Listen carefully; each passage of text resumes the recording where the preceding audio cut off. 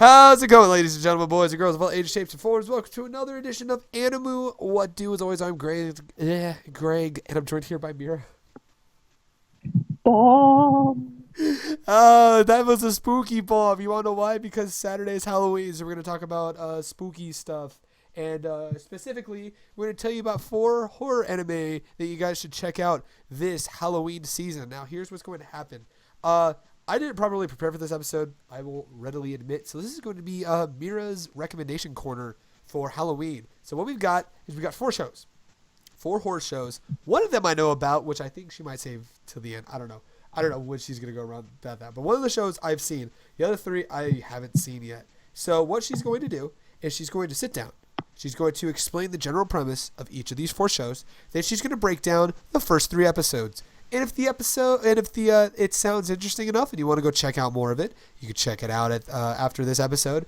And maybe if you've already seen it, you can be like, oh my god, the show was so good. Or maybe if you have no interest, be all like, meh, and then just do whatever. So I'm not going to be doing too much talking this time around. I'm going to go ahead and hand it right on over to Mira. And we are going to talk about some horror anime since you are the horror anime buff. So go ahead, Mira, and take it away. Okay, so the first show that we're going to cover this time is called Another. I was waiting for a pun there. What, we took another take to do this? Go for it. Anyway, another horror anime. Do it. Okay, so wiki synopsis of this, because I suck at summarizing shows, as we've learned from previous episodes of Animu What Do. Yeah, right. It's all good. In 1972, a very popular honor student named Misaki died partway through the school year in Yomiyama North Middle School's Class 3-3. The rest of the students, devastated by the unexpected loss, decided to carry on as if their classmate were still alive, going so far as to keep the desk and bring it to the graduation ceremony. However, no one could explain why their classmate, who was already dead and buried, was present in their graduation photo. Flash forward to the spring of 1998, a boy named Koichi Sakakibara, I got it right this time! Yeah, you did it. Nice. Transfers to the class and begins to grow suspicious of the fearful atmosphere throughout the classroom. In particular, he becomes fascinated with a mysterious girl with an eye patch who always sits alone drawing pictures, a girl the rest of the class refuses to acknowledge, a girl named Misaki. Ooh, spooky. Has me all spooked out of my skin. Alrighty, so go ahead. Just jump right on into the first 3 episodes of Another. Ooh. Okay, episode 1 is called Rough Sketch. Koichi, because of his father Yosuke having to work abroad in India, moves to his birth town of Yomiyama to live with his grandparents and his aunt. Naturally. Due to a procedure, he spends the first month hospitalized, missing the first day of school. 3 student delegates from his class visit him, but they act strange and ask him personal questions, trying to find out whether he's lived there before. In a hospital elevator, Koichi meets a girl with an eye patch named Mei Misaki. Once Koichi recovers, he goes to school, which everyone is seemingly friendly with him. Yet when he asks Yukari, who is one of the class delegates that saw him in the hospital, right. When he asks where Mei is, she seems shocked, then pretends not to know who he's talking about. During a conversation with Mei on the roof, she tells him not to get too close to her, claiming that their class, named Class 3-3, is much closer to death than other classes. That's scary. So what happens in episode 2? I want to hear more. What happens in episode 2? I gotta take a breath. I'm all excited about these shows. It's all good. Okay, episode 2 is called Blueprint. After art class, while Koichi is talking with some of his classmates, Naoya, who is one of said classmates, because I'm not going to pronounce their names, this is ridiculous. Some of his classmates. Naoya lets slip that Class 3-3 is cursed. Before Naoya can explain himself, Koichi spots Mei in the library annex and joins her against Naoya's protest. He asks her about her eye patch, but is interrupted when the school bell rings and the librarian arrives to tell Koichi to leave. Later, troubled by the subject of Mei, Koichi goes to the hospital and asks the nurse he met there about a girl who may have died on the night of his discharge. Though she does not know much about it, she later calls him back to say that a junior high student did indeed die that night, and her name might have been Misaki. Oh. Koichi, who was standing in front of a mysterious doll shop when he got the call, debating on whether to go inside, is shocked by the revelation and decides to enter, whereupon he is greeted by the shop's receptionist, Amane. In the shop basement, he finds May with a life-size doll with her likeness. After a brief conversation, May decides to show Koichi what is under her eye patch. It's another eye. No, Cliffhanger. Bum, bum, bum. It was just another eye. All right, so now for episode 3. All right, episode 3, and this is where the exciting parts begin in this show. Oh, no. Number 3 is called Bonework. Bonework. May reveals that one of her eyes is a doll's eye, which can see things that should remain unseen. She then tells like Rule Koichi 34 Disney characters? That should remain unseen. That's spooky. Anyway, so she then tells Koichi part of a story concerning a student also called Misaki from 1972, who died partway through the school year but still appeared in the class graduation photo. Much to his chagrin and confusion, Koichi's fellow students continue to behave strangely when he brings up the story of May.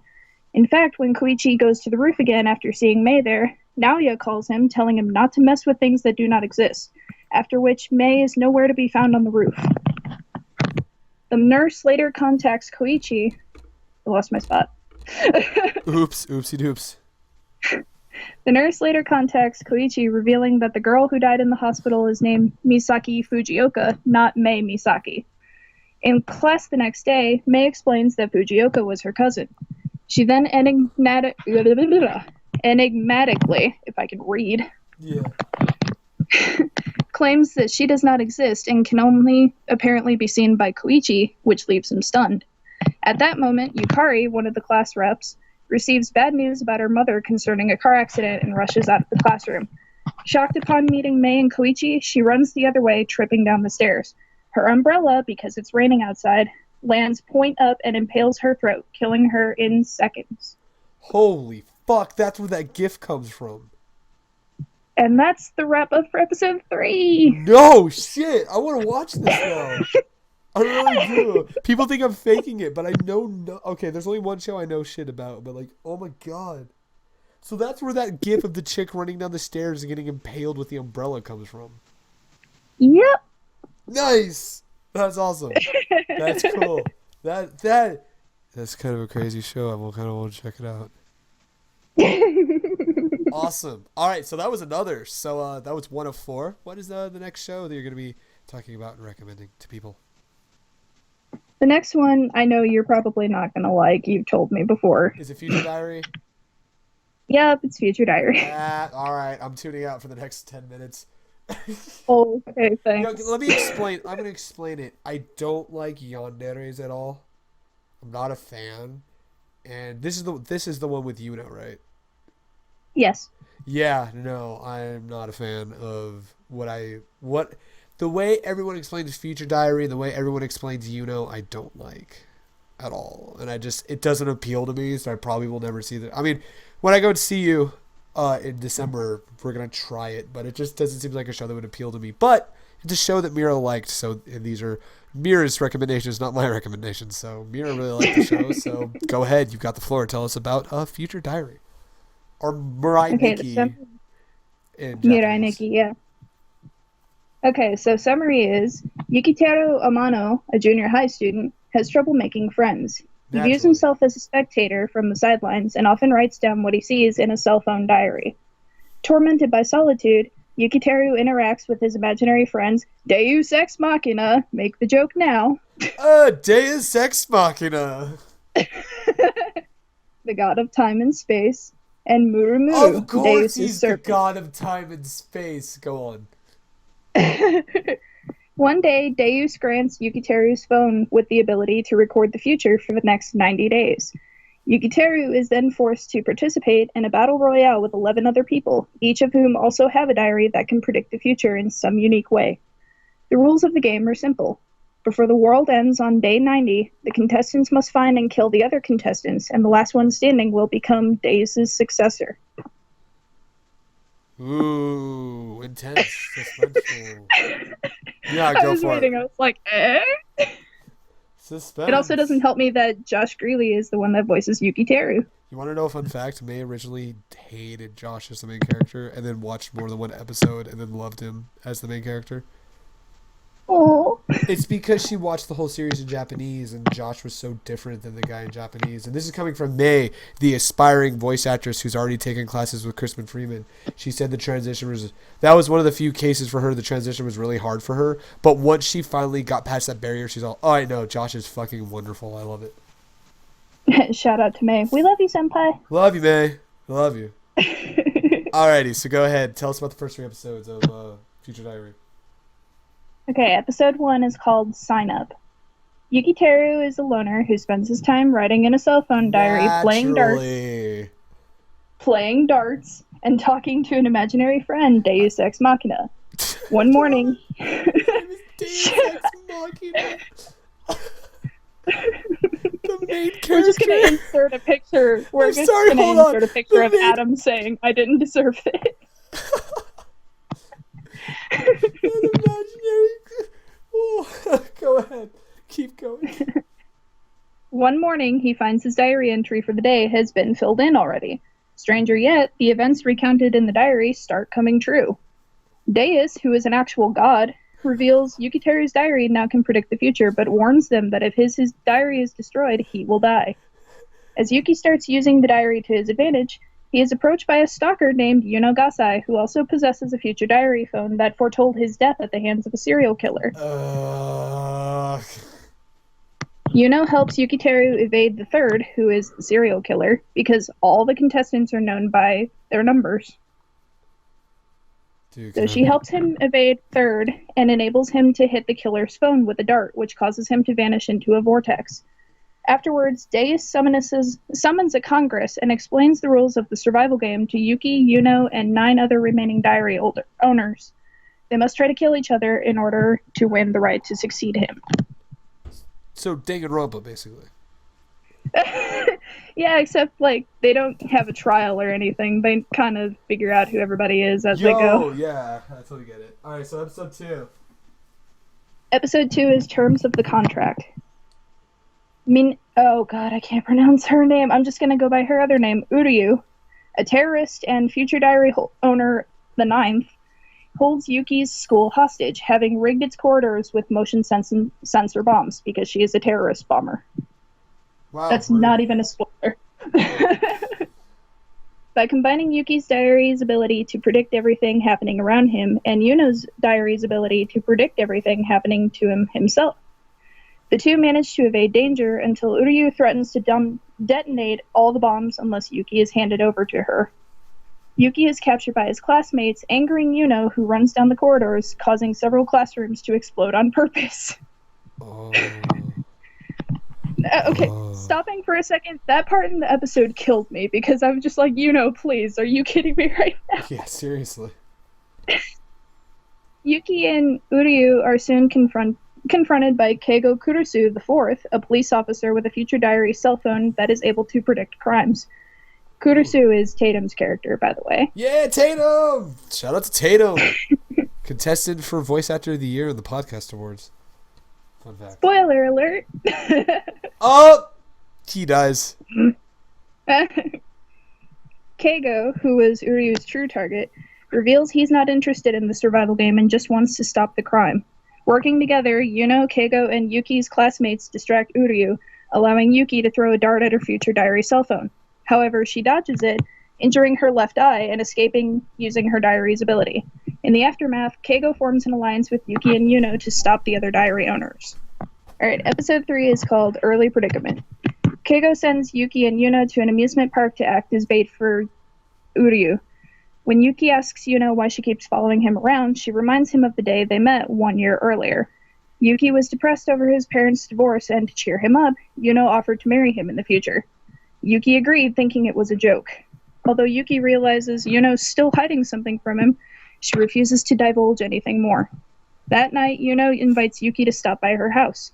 While searching for the bathroom, he opens a bizarre door to a room containing 3 decomposed corpses, an act which changes the future of every diary owner drastically and causes a causality continuum breakdown, if I can read, much to Deus's excitement. Terrified, Yuki runs home only to find Yuno right outside his door.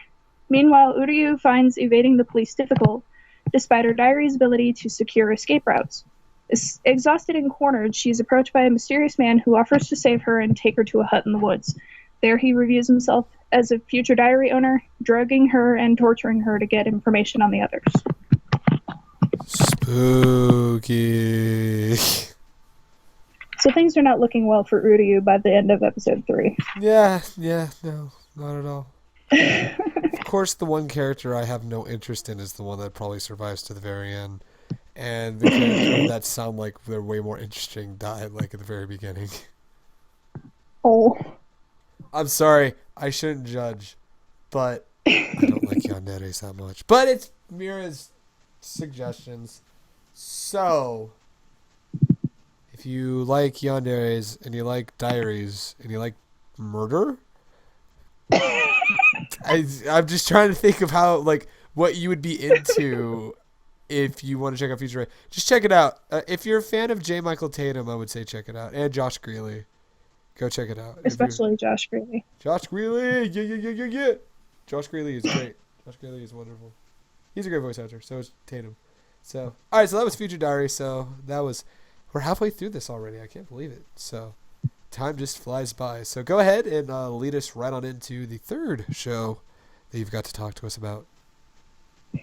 The third show is actually a Jerry Jewell show, basically, as I'm calling it. Ooh. I like Jerry Jewell. This show is called Shiki. I know nothing about this show except for the name, so I'm really excited to hear what this show is possibly about. So go ahead. Okay, Shiki takes place in a particularly hot summer in the 90s, in a small, quiet village named Sotoba. A series of mysterious deaths begins to spread in the village as soon as a strange family moves into the long-abandoned mansion up on the hill. Toshio Ozaki, dean of the only hospital in Sotoba, initially suspects an epidemic, but as investigations continue and the deaths begin to pile up, he begins to be convinced that they are the work of the undead plaguing the village. Meanwhile, a young man named Yuki Natsuno, who is Jerry Jewell's character, Jerry Jewell! Yeah. Shout out to Momo. who also hates living in the village, begins to be pursued and surrounded by death. Lord Death? Dun, dun, dun. So later, is a crossover? So Kaoru Nagisa is being stalked by Lord Death. Oh, this is going to be a good show. God damn it, hun. I mean... Alright, so go ahead and jump right on into the explanation of the first 3 episodes. Taking a breath. There you go. Episode 1 is The Shed Blood, or First Blood. During a hot summer in a quiet town called Sotoba, bizarre deaths of the elderly in an isolated part of town surprises hospital dean Toshio Ozaki and his best friend, Seishin Muroi, a local priest who discovered the bodies. While the investigation is underway, a moving company arrives in the dead of night with the Kirishiki family, who will be occupying a long-abandoned castle in Sotoba. Megumi Shimizu, if I can read, a high school girl who is classmates with another village girl, Kaori Tanaka, constantly fails to befriend Natsuno Yuki, a boy who hates living in Sotoba and wishes for city life. She often has a bad habit of stalking Natsuno around his house at night, though he is aware of her activities. He literally looks out the window. That's creepy. He literally looks out the window and sees her at times. It's like, you fail at stalking, Megumi. You're just standing there. Like, be a good stalker. You ever hear of a tree? Go hide in it. She does, though. It's like, what the hell, Megumi? You ever heard of branches covering where you're at? Fucking hide better. One day, Megumi heads up to the hill, or up to the castle and meets the Kirishiki family, then disappears afterwards. Upon learning of her disappearance, most of the townspeople head out to look for Megumi, only to discover her lying catatonic in the woods. Toshio examines her and only finds her to be suffering a case of anemia from insect bites, but nothing serious. However, Megumi passes away a few days later. And that'd be the end of episode 1. So that's the end of episode 1. Nice. Alrighty. So sorry about the quick delay. I needed to finish something. Okay. So that's the end of episode 1. So go ahead, take us right. So basically, to recap, so people know that I was paying attention, I just needed to take care of something real quick. End of episode 1. All this crazy shit happens. Chick is stalking a dude. She goes up to a house. She disappears. They find her. Doesn't look like she's dead yet. I say yet because I'm assuming something bad happens. But she's suffering a case of anemia. And shit gets spooky. And then she dies at the end. Oh, she did die. Okay, and now she's dead. I missed that part. I was going to say, that was the last sentence. That's right when I had to step out for a moment. Yeah, and she died. Alrighty, so she's dead now. Ooh, first episode death. That sucks. Okay, so episode 2 is called Decadent, or Second Decay.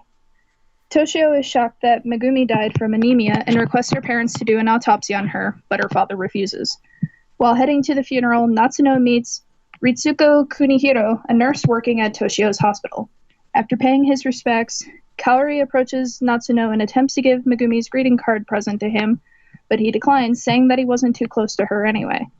Meanwhile, Toshio and his staff conclude that Megumi died from an uncommon type of anemia, but the cause of death remains unknown.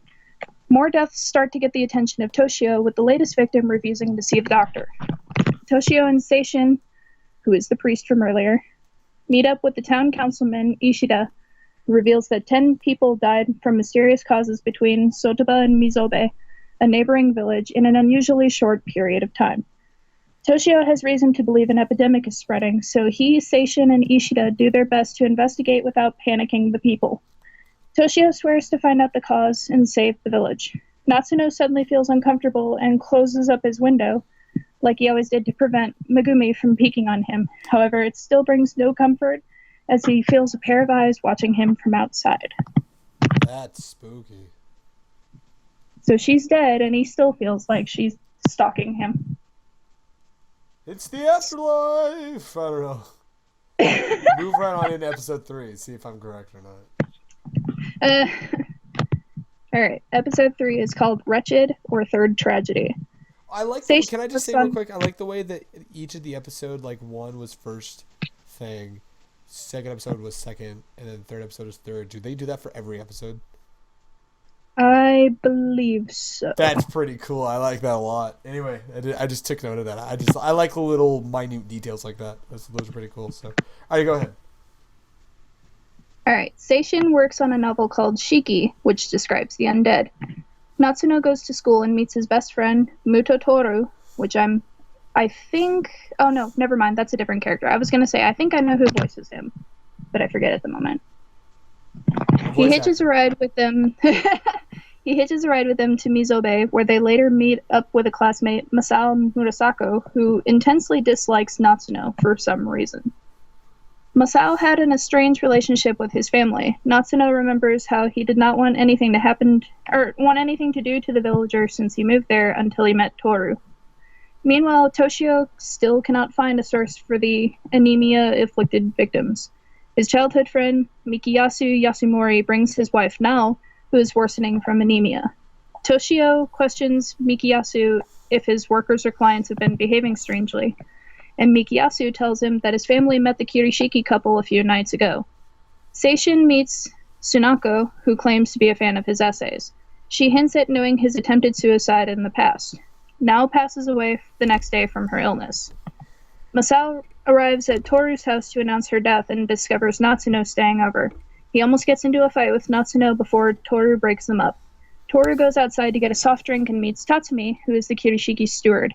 He ominously tells Toru that he will be meeting him again very soon. Oh, shit. That's pretty intense. Holy fuck.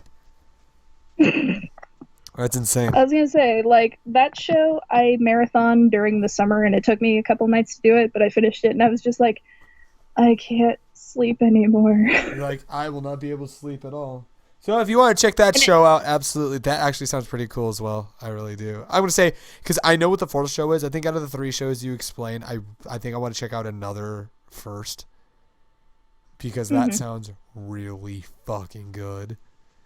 I mean, Shiki sounds pretty cool as well. But just, you had me with another. Just, that sounds really fucking insane. I'm excited. And I'm excited for this last one. Because I've seen this show. And it's probably one of my more favorite horror asterisk kind of shows, because I would say it's more suspense and like shock gore than like traditional horror, but it's still horrifying to watch.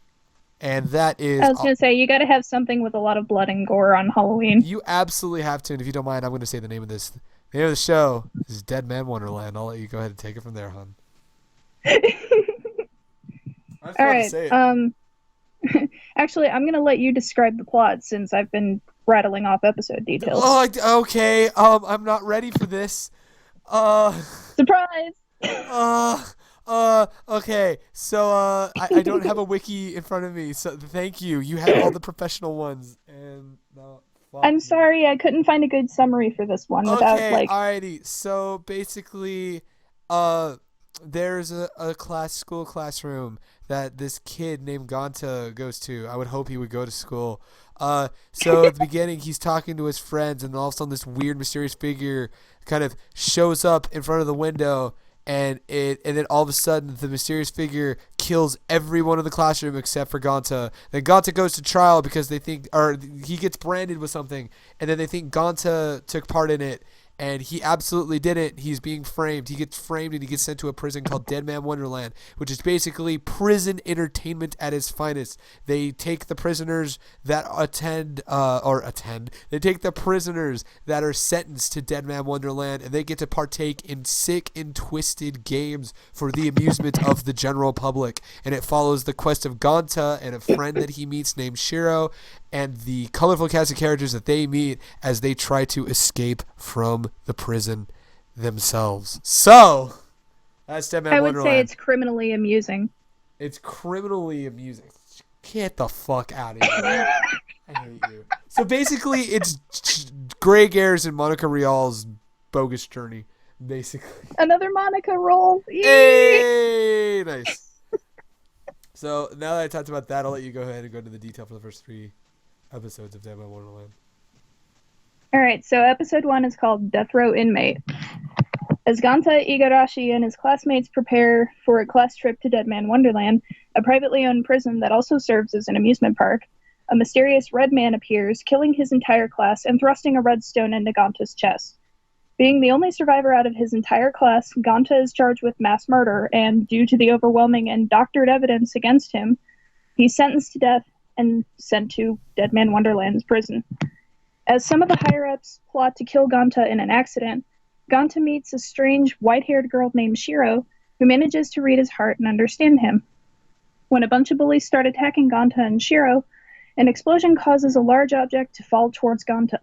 However, Ganta's desire to keep living so he can kill the Red Man activates the powers that were planted within him, allowing him to control his blood to save himself as well as Shiro. That was a good first episode. I remember... I'm going to do a quick backstory. No. Well, I remember when I first watched that because that was one of the shows, that and Catherine Sin were the 2 shows that Toonami picked up when it first came back. And Dead Man Wonderland was the show I was going to watch. And when I watched that first episode, I'm like, holy fuck, I am hooked. I am so hooked on this show. It was good. It was a good first episode. And then shit just gets crazier and crazier. Basically. Yeah, so now on to episode 2. Now I got to remember. Episode 2 is called Antidote, or Candy. Ganta learns from a fellow inmate, Yo Takumi, that I love Yo. He's a great character. Yeah, shout out to Aaron Dismuke. Shout out to Aaron. He was originally Al in Fullmetal Alchemist before he went through puberty and couldn't be Al anymore. Yeah, he was. Yeah, you're right. Okay, so Yo tells him that in order to have a decent meal in the prison, he needs to earn caste points. He learns of a dog race in which he can win a big prize, which he and Shiro decide to enter. In the locker room, they encounter a fierce inmate named Kazumasa Kozuji, who drives fear into the others until Makina, the prison warden, shout out to... Colleen! The prison warden. I love Colleen. I'm a G. Greatest line in anime talking about boobs ever. Great line. So basically, she shuts him up. Ganta yeah, she does. That in order to avoid being killed off by a poison, he needs to eat an antidote known as candy, which was secretly stolen from his bag by Yo the other day. Ganta realizes that in order to survive, he needs to win the race in order to purchase a new one, but soon learns the course is littered with actual death traps. Thanks in part to Shiro's innocent manner, Ganta and Shiro make it to the final stage against Kasumasa. God damn, I can read. where Sweet they movie. have to hold on to a ball and avoid falling into a spike pit. Oh, I remember that. That was crazy. Ganta decides to stand up to Kazumasa, who eventually falls to his death. In the closing moments of the round, Ganta is forced to sacrifice the ball and the prize money in order to keep Shiro from falling and keep their promise of eating the runner-up prize together. I remember that because he was like, he didn't want Shiro to die, but at the same time, he's like, I need the stuff. All right, fine, whatever. And then there's like, yeah, whatever. And Shiro was looking at him like, Ganta, the ball! Right? Shiro, you little shit, we love you. Shiro, you precious thing, stop. He's just like, oh yeah. The ball is gone now. I know, right? Anyway, so episode 3. Okay, episode 3 is called G Block. Put in charge of observing him by the promoter. I'm not even going to attempt his first name anymore. Just the promoter. Yo gives Ganta a piece of candy so he can keep living, unaware that Yo is putting him in his debt. Meanwhile, the Red Man, now known as the Wretched Egg, breaks loose and appears before Ganta. Then, Ganta tries attacking the Wretched Egg using his own abilities, but the Wretched Egg escapes not long before Ganta falls unconscious. After waking up, Ganta hears from the other witnesses that they keep the Wretched Egg locked up in the G block of the prison, so he and Shiro head towards there. Deeming him dangerous, Machina puts the facility on lockdown and sends a fierce security robot after Ganta. As it approaches them, Ganta and Yo follow Shiro into a secret passage leading to the G block. As Shiro confronts the robot, it is destroyed by the arrival of another inmate with the same powers as Ganta. Oh, I know who it is, but I'm not going to say who it is. It's my favorite character in the show. Let's just say Dead Center. Yes! I love him so much. He's so good. Can we also say Patrick motherfucking Sights? Yeah. Absolutely. That makes me happy. It's like, is this the episode? It is the episode. That was cool. All of a sudden you saw that character and you're all, who the fuck is that? Oh, the end of the episode. If you want to check out more, we'll have links. This time we'll have links down below.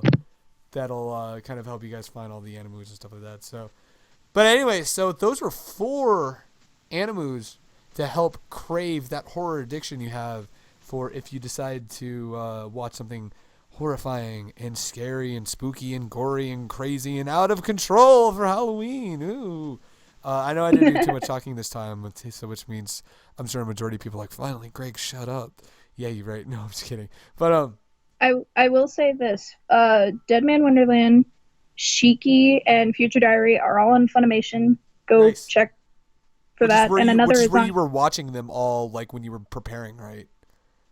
Mm-hmm. Nice. And then another is, I think, still on Crunchyroll. I know it was. I want to say another is still on. I want to say another's still on Crunchyroll. See, we're promoting the legal ways to watch anime because like only cool people watch anime legally. So yeah, go to Funimation to check out. You said Future Diary, Shiki, and Dead Man Wonderland, and then another should still be on Crunchyroll. Hopefully. Yep. If not, tell Crunchyroll to put it on for Halloween. Not that they would, but seriously. Still. I mean, yeah, it's like. Why'd you get rid of another? I mean, come on. You could just replace another with another show. You just replace another show with another. That being said, thank you guys so much for listening to another edition of Animu Wut. We hope you guys enjoyed this episode. This was a cool little episode. Give us recommendations in the comments, by the way. If there's other horror animes, which there are plenty of ones that I'm sure we missed, that you're going to want to suggest, please let us know in the comments down below some of your favorite horror shows and stuff like that, and all that fun stuff. So anyway, thank you guys for watching, and tune in next time for a very interesting opinion piece about the recently announced dub of Dramatical Murder. We're really excited for that episode, and we really hope that you guys are excited to listen to that one and join in a hopefully civil debate and stuff like that. So thank you guys so much, and we'll catch you guys later.